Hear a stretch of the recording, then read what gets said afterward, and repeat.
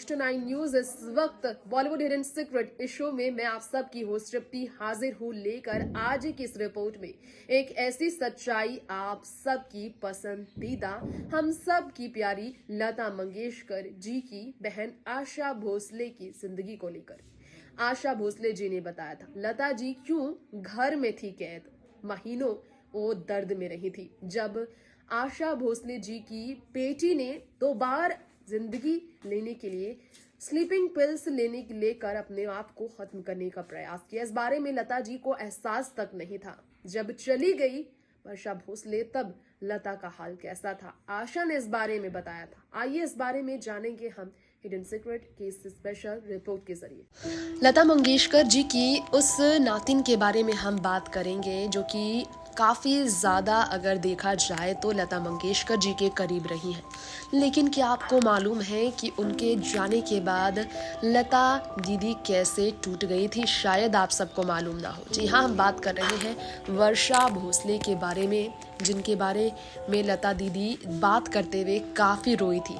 लता दीदी घर में कैद रहने लगी थी। जी हाँ, वर्षा भोसले के निधन के बाद, उनके दर्दनाक निधन के बाद लता मंगेशकर जी जो थी घर में कैद रहने लगी थी। वो ना किसी से मिलना चाहती थी, ना ही खुद को संभालना चाहती थी।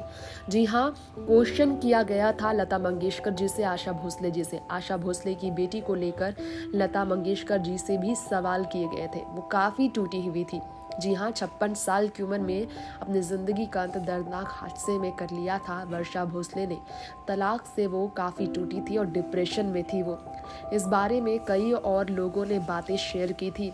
फैमिली मेंबर्स को सवाल करना सही नहीं होगा, वो बहुत बड़े शौक में है, ये उनके घर की नौकरानी ने बताया था। इसके अलावा आपको बताना चाहेंगे लता मंगेशकर जी अपने घर पर कैद रह रही थी। ऐसे सिचुएशन में वो कुछ कहने लायक नहीं थी क्योंकि वो बहुत ज़्यादा सॉफ्ट रही है हमेशा से और ऐसे सिचुएशन में खुद को संभाल नहीं पाती थी। आशा जी अपने घर पर रह रही थी। अपनी बहन को देखकर वो निःशब्द हो चुकी थी। वर्षा भोसले के बारे में ये बताया था खुद से ही आशा भोसले ने।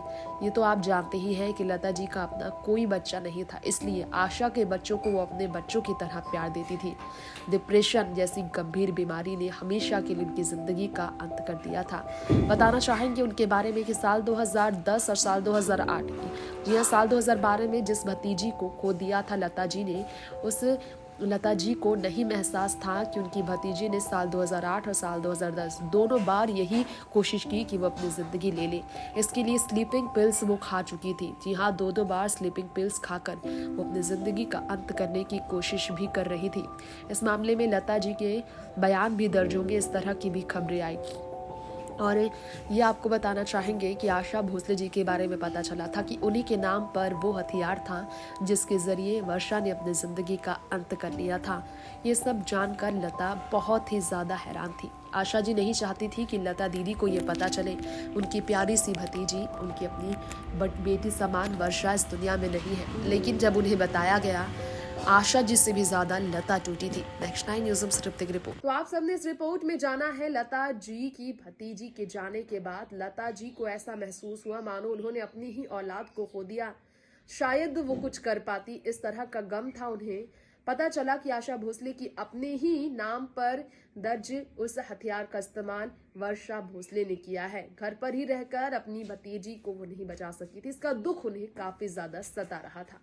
ये सच है प्रभु कुंज निवास का, उस घर का जहां लता जी ने अपनी जिंदगी की आखिरी लम्हे गुजारे। फिलहाल लेंगे इजाजत, देखते रहे नेक्स्ट 9 न्यूज़। नमस्कार।